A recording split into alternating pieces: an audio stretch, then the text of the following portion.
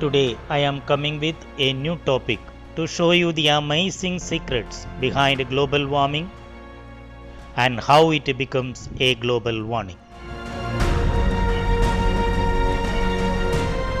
I am Kuchubaby Manuran and you are watching SKBM videos.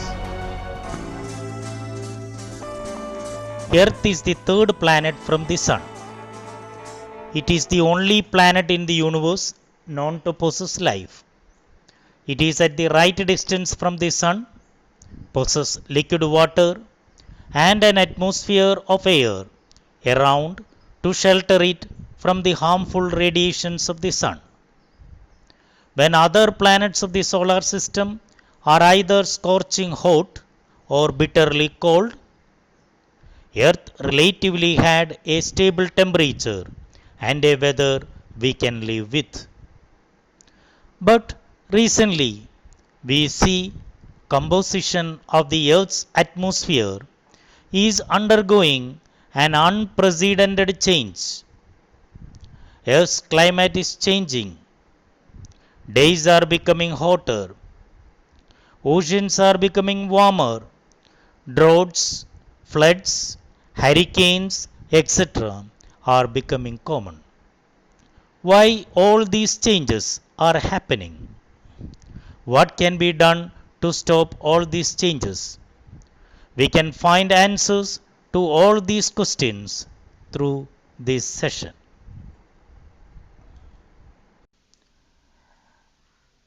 First of all, we have to see what is global warming.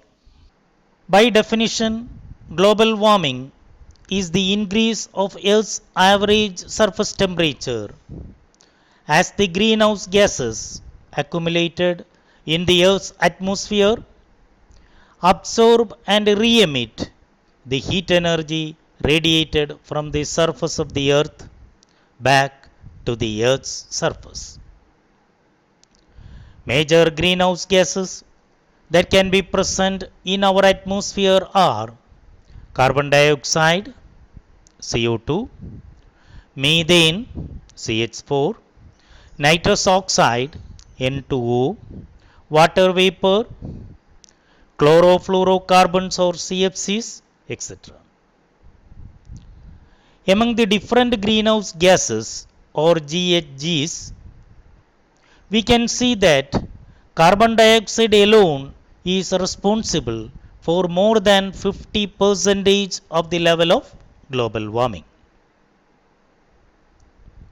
Remember, when carbon dioxide is released into our atmosphere, approximately 50% of it remains in the atmosphere,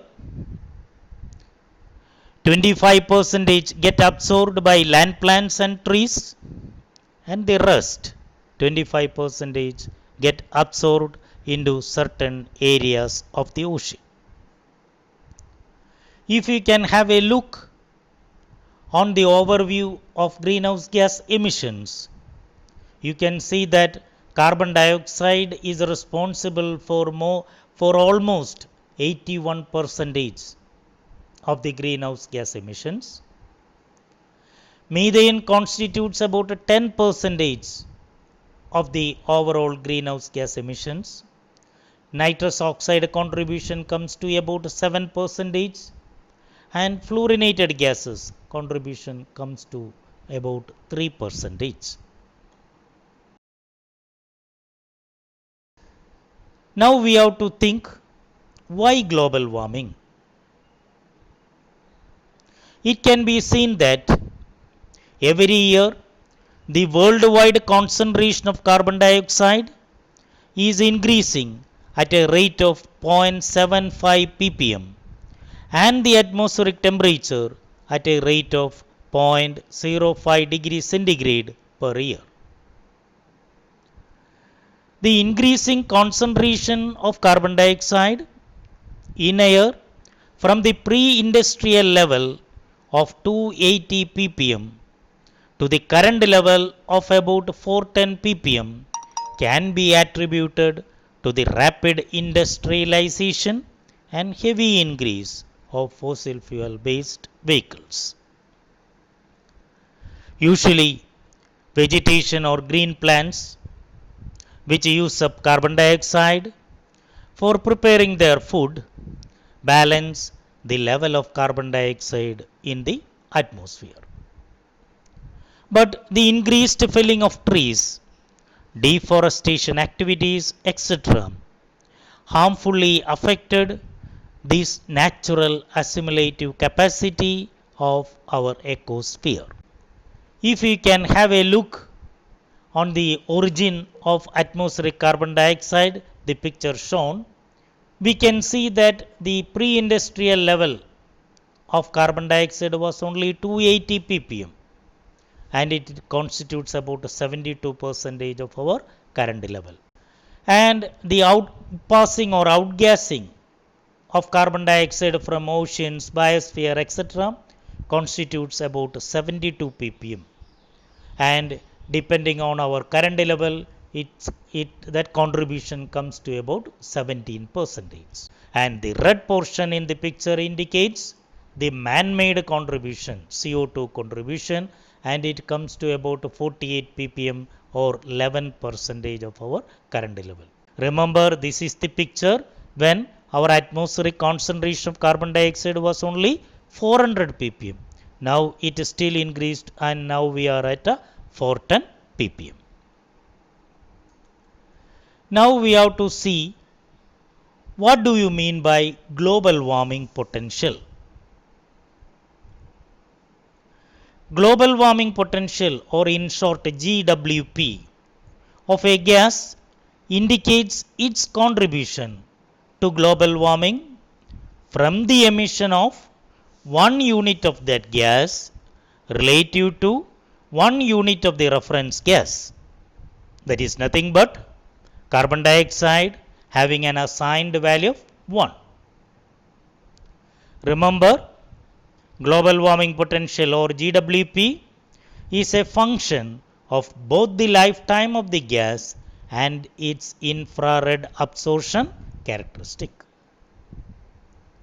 Coming to the table shown, it indicates the GWP values relative to carbon dioxide in a 100-year time horizon.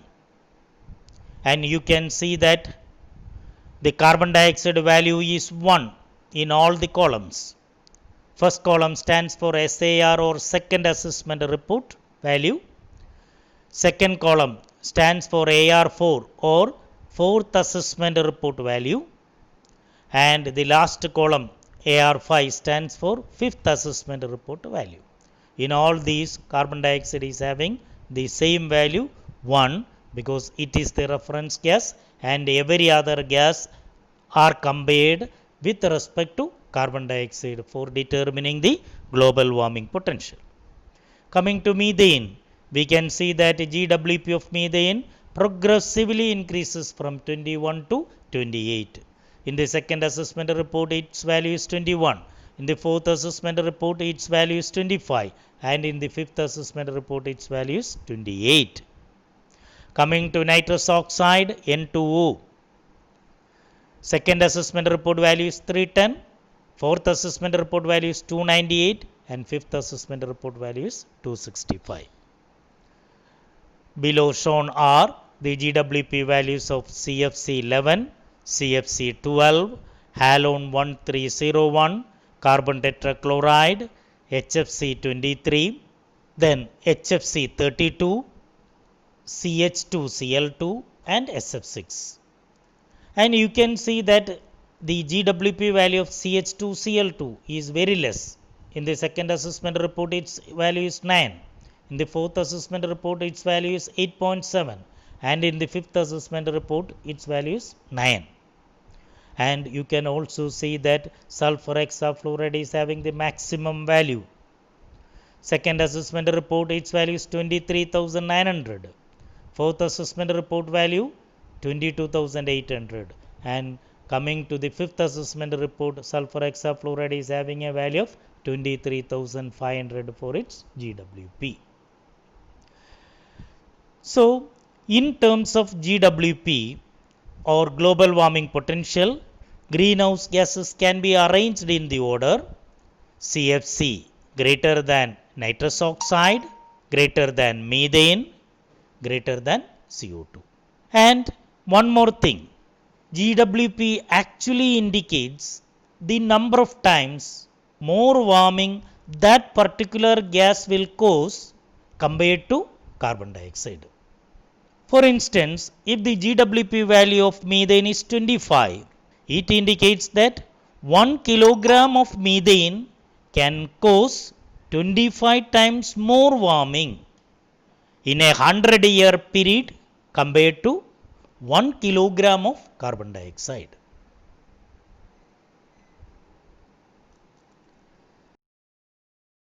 Now we have to see what is actually greenhouse effect and how these greenhouse gases are able to heat up our atmosphere. For that, we have to start from the basics. Sunlight comprises three major components. One is visible light with wavelengths between 0.4 and 0.8 micrometers. The next component is ultraviolet light with wavelengths shorter than 0.4 micrometer. And the third component is infrared or heat radiation with wavelengths longer than 0.8 micrometer. And we can see that out of the light that reaches our Earth's surface, infrared radiation makes up about 49.4%. Visible light makes up about 42.3%. And ultraviolet light makes up just over 8% of the total solar radiation. One more thing, although the solar radiation incident on our Earth's atmosphere remains almost constant or is relatively constant, the radiation from the Earth's surface varies widely. Why? Due to atmospheric effects, including absorption and scattering, due to local variations in our atmosphere, such as presence of water vapor, presence of clouds, presence of pollutant gases, and also depending upon the latitude of the location. And we can see that approximately 51% of the sunlight get absorbed at the Earth's surface by the land, water, and vegetation.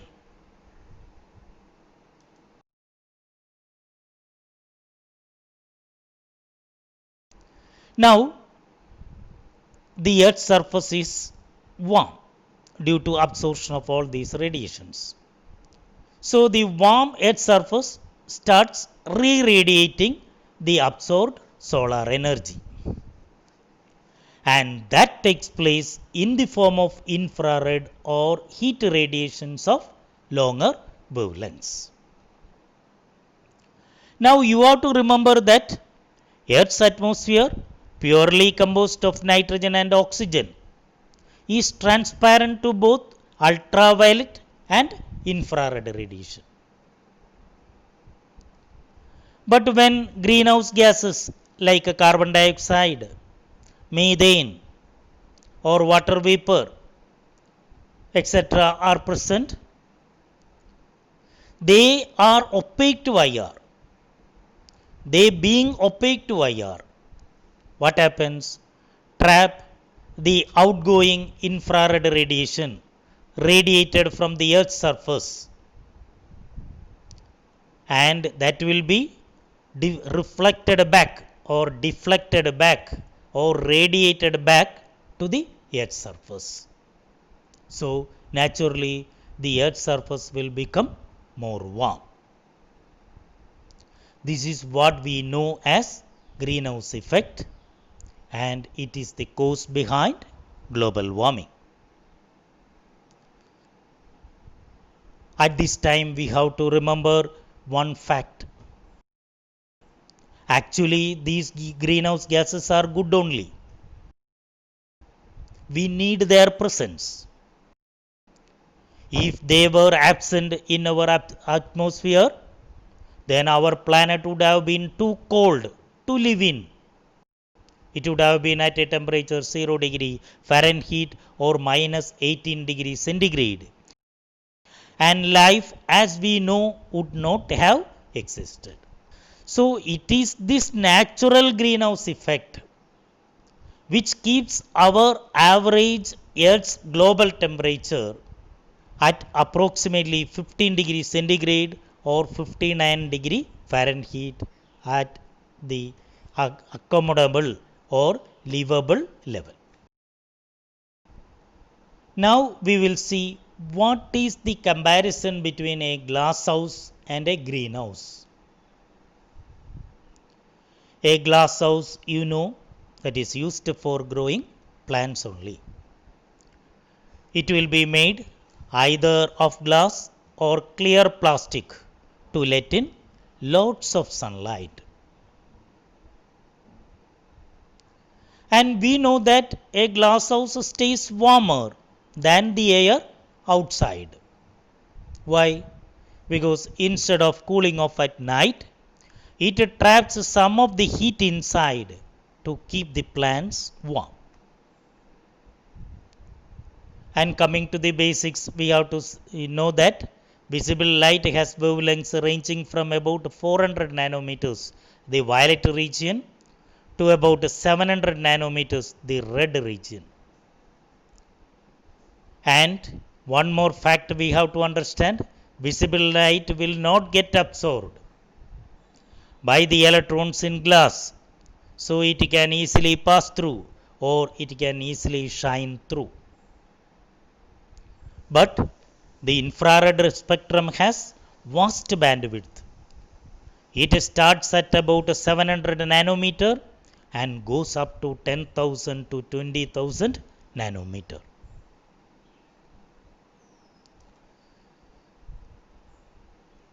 Now, one more fact we have to take into account, glass of any reasonable thickness is opaque to infrared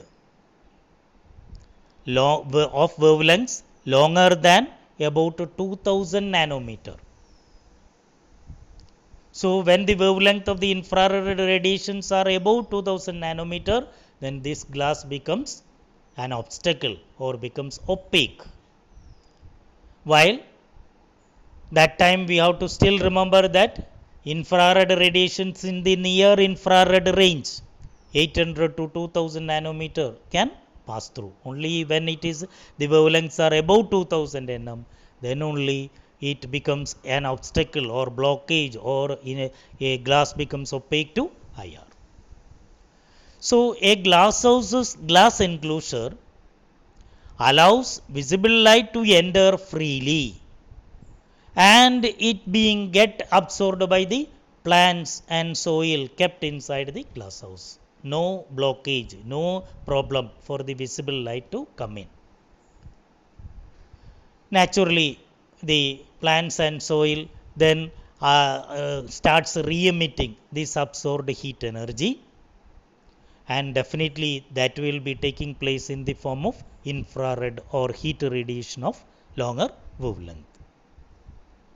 But the glass of the glass house is opaque to infrared radiation. So what happens? It reflects back most of the infrared radiation into the glass house itself.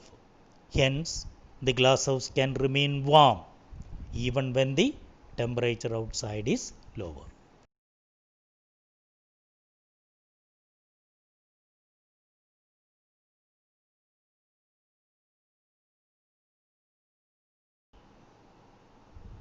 Now we can see the physical realization of greenhouse effect. Have you ever realized or felt the greenhouse effect in your life? If you want to have it, get your car parked in hot sun for a period of 1 to 2 hours.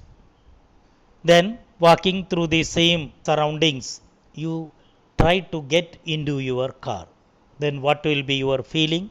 You cannot hold the door handle, you cannot hold the steering wheel, you cannot sit on the leather seats. Even you sit inside, you get a feeling of steaming or boiling effect, what we call. This is actually the physical realization of greenhouse effect. So what is the science behind? When you park your car outside under the hot sun, then sunlight enters through the glass and gets absorbed by the seats, dashboards, etc. With all the doors and windows closed, the energy gets trapped. As glass will not permit heat transmission, the closed vehicle becomes just like an oven, giving you a boiling like effect as you enter the vehicle.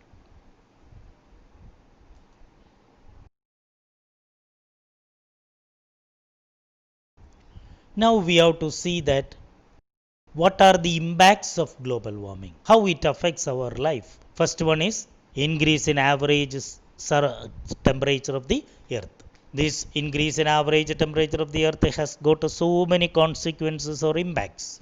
One to mention is the plume rises from stacks of industries and power plants would decrease due to higher ambient air temperatures and reduced buoyancy effects. So what happens? The effective air pollutant dispersion is affected. That air pollutant dispersion will not happen properly. So what is the net result? The ground level concentration of the air pollutants will become more and more.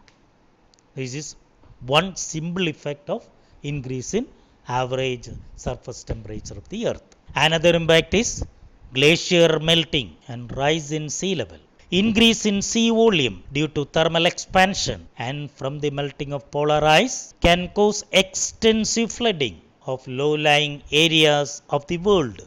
Moreover, warmer ocean means decreased solubility of carbon dioxide in water. So what happens? The greenhouse gas effect is still aggravates.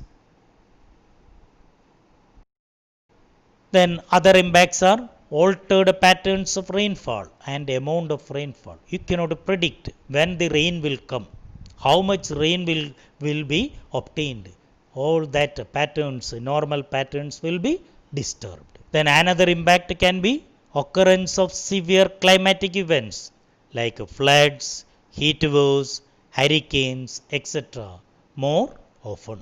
Then changes in soil moisture, water quality and demand, increased extinction of many species, decrease in freshwater fish population, etc.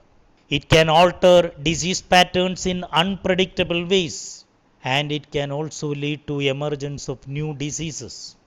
Remember, climate changes can also affect species interactions and the timing of biological events in a way to transform current ecosystems and food webs. Now we have to think what we can do to slow global warming. The first thing to mention is planting as much trees as we can, because trees are the best sinks of carbon dioxide. Second option is usage of energy efficient appliances. Energy efficient means consume less energy. Less energy means less emission of carbon dioxide, because energy production is always accompanied by emissions of carbon dioxide, because most of our used energy comes from thermal plants using either coal or fossil fuels like diesel, naphtha, etc. as fuels. Third option is preferring vehicles of increased fuel efficiency. Better mileage means less fuel consumption, means less emission of carbon dioxide. Then reducing wastage in all spheres of our activities, because any production means it has an energy history. So when you waste, all that energy also goes wasted for no cause. The next one is usage of more eco-friendly refrigerants. You have seen the global warming potential of different gases. So these chlorofluorocarbons, their GWP value is very high. So we have to prefer more and more eco-friendly refrigerants so that the global warming potential will come down, so that global warming or greenhouse effect trends will be lower. In short, we have to focus on greener ways in all our activity. In this instance, we have to remember that 6% of our global greenhouse gas emissions comes from food losses and wastages. So avoid food losses and wastages at any cost. Now we will see what are the criticisms against our theory of global warming, greenhouse effect, climate change, etc. Various comments are coming, so we can see that also to check whether any truth is there behind. One criticism is that predictions of global warming are based on computer climate modeling, a branch of science still in its infancy. Second way of comment is actual measurements show no man-made warming trend. A third way of criticism is the concept of global warming was created for helping some other countries' manufacturing industries. A fourth way of criticism is our ability to predict greenhouse gas effect is very limited. And the fifth criticism is the whole climate crisis is not only fake news, it is fake science also. And the last way of comment is carbon is the building block of all life. Nothing to worry even if atmospheric carbon dioxide levels are going up or increasing. Now we will see what are the roadblocks in the path of this global warming or climate change control mechanisms. First thing to mention is that more than a scientific problem, this global warming is becoming a political problem. Why? Poorer countries bear little responsibility for this global warming as they produce less greenhouse gases compared to the industrialized countries. Yet, poorer countries have been hit harder by natural calamities, from drought to floods caused by climate change. So, what happens? This leads to a divide between the industrialized and the developing worlds over who should bear the obligations and burdens of trying to reduce greenhouse gas emissions. The table shown gives you the carbon dioxide emissions per capita or per capita CO2 emissions of different countries. And you can see that United States is at level 16.5 metric tons, followed by Australia, Canada, Netherlands. That way it comes down. Now we will see Kyoto Protocol, its role, and whether it was a failure or it met all the desired expectations like that. First of all, the Kyoto Protocol is a legally binding agreement that arose out of the UNFCCC, United Nations Framework Convention on Climate Change, to tackle climate change through reduction of greenhouse gas emissions. Annexure 1 countries, they are nothing but developed countries and economies in transition, were legally bound to reduce man-made greenhouse gas emissions by approximately 5.2% of 1990 level in the 2008 to 2012 commitment period. And Kyoto Protocol established three mechanisms to achieve effective greenhouse gas emissions control, to achieve effective control over greenhouse gas emissions. They were CDM, that is nothing but Clean Development Mechanism. Second one was International Emission Trading or IET. and the third one is joint implementation, JI. So CDM mechanism, IET, International Emission Trading, and joint implementation were the three mechanisms suggested to achieve effective greenhouse gas emissions, effective control over greenhouse gas emissions by Kyoto Protocol. But many feel that Kyoto Protocol failed to meet its expectations. Why? Because it exempted the developing countries from reduction requirements. Number two, we can see that there was a lack of an effective emission trading scheme. And third one, most of the Annex 1 countries chose not to comply with the Kyoto commitments. Because of these three reasons, many feel that Kyoto Protocol failed to meet the projected expectations. Now, friends, we will come to the conclusions.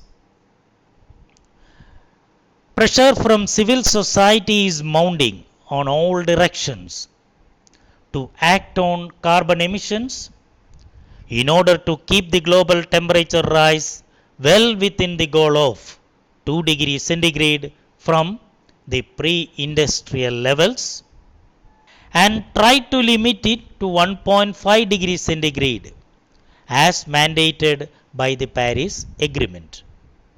The Paris Agreement came into force on November 4, 2016 and has to work on the principle of voluntary national contributions to reduce greenhouse gas emissions. So far, 188 out of the 197 parties to the UNFCCC have ratified it, but US is no longer a party after Mr. Donald Trump pulled the country out. Under the Paris Agreement, developed countries are required to help raise funds for developing countries, aid in efforts to mitigate and adapt to climate change, and help transfer clean technologies. Now, as countries have opened up after lockdowns, COVID-19 lockdowns, emissions have begun to rise. So, our focus turns back again on long-term clean energy solutions. We can hope that US would become the leader again in the world's quest to avert dangerous climate change under the new presidency of Mr. Joe Biden. So friends, it is time to start our race against the clock to keep our planet cool. I just want to leave you with this. Thanks for watching this video. Did you enjoy this video? If the answer is yes, then please like and share it. Your support is really meaningful to me. All the best and see you next time. A big thank you.